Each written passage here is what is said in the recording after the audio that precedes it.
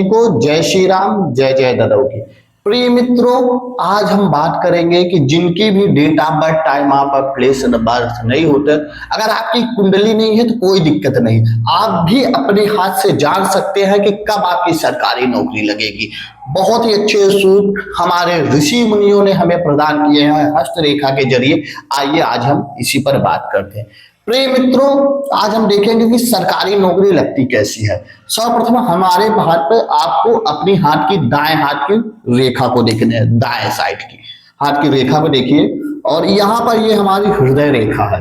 ये हृदय रेखा ऐसे स्पष्ट रूप से होती हुई ऐसे शनि पर्वत की ओर चली जाए। ये हमारा शनि पर्वत है, इसे हम शनि पर्वत के नाम से जानते हैं। प्रिय मित्रों, हृदय रेखा साफ और स्पष्ट होती हुई शनि पर्वत की ओर चली जाए, ये हमारा सूर्य पर्वत है।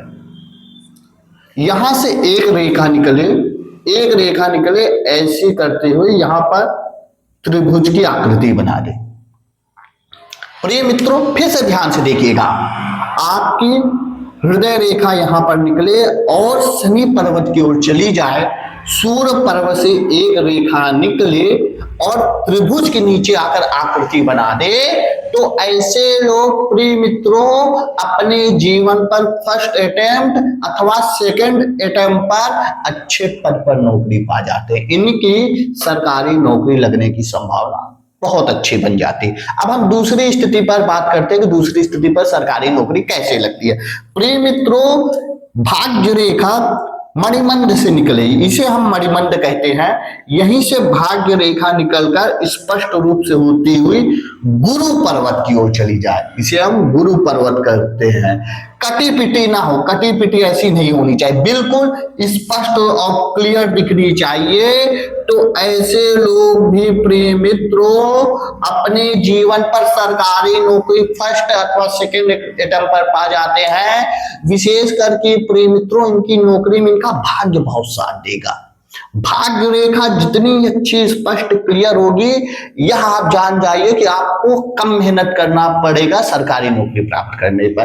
अगर यहीं पर हमारी हृदय रेखा थोड़ी सी कट जाए, ऐसे कट जाए, अथवा और कोई रेखा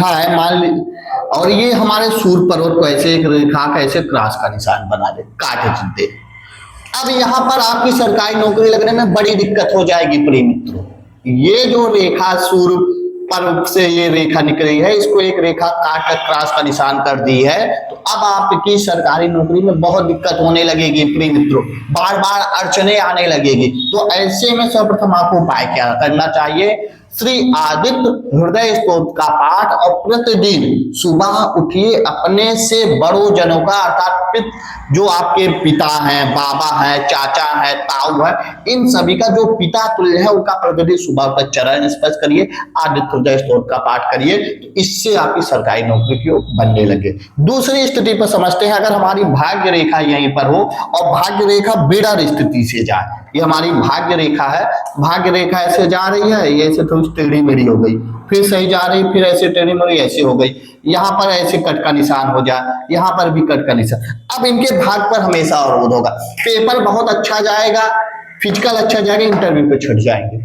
इनको लगेगा कि यार मैं अपने जीवन पर सब कुछ अटेम्प्ट कर रहा हूं, लेकिन लास्ट चांस पर मेरी सरकारी नौकरी नहीं लग पा रही है।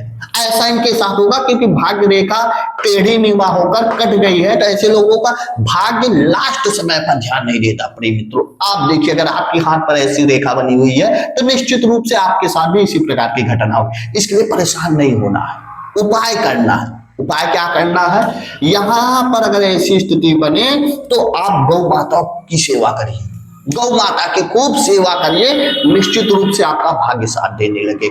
दूसरा उपाय सेवन क्या करना है? हाथ पर रोटी रखिए, गुड़ रखिए, चने की दाल और हल्दी रखिए, अपने हाथ से गौ माता को खिलाइए अथवा पानी पिलाइए आप अपने हाथ से। दूसरा, प्रतिदिन सूर्य भगवान को अर्घ्य दीजिए। ये दो उपाय करिए। अगर भाग्य रेखा में आपकी दिक्कत हो रही है तो भी आपकी सरकारी नौकरी की संभावना निश्चित रूप से बन जाएगी। अधिक जानकारी के लिए आप भी अपनी हस्तरेखा अथवा कुंडली का हमसे शानदार तरीके से विश्लेषण करा सकते हैं दिए गए नंबरों के अनुसार। तब तक आप सभी को जय श्री राम।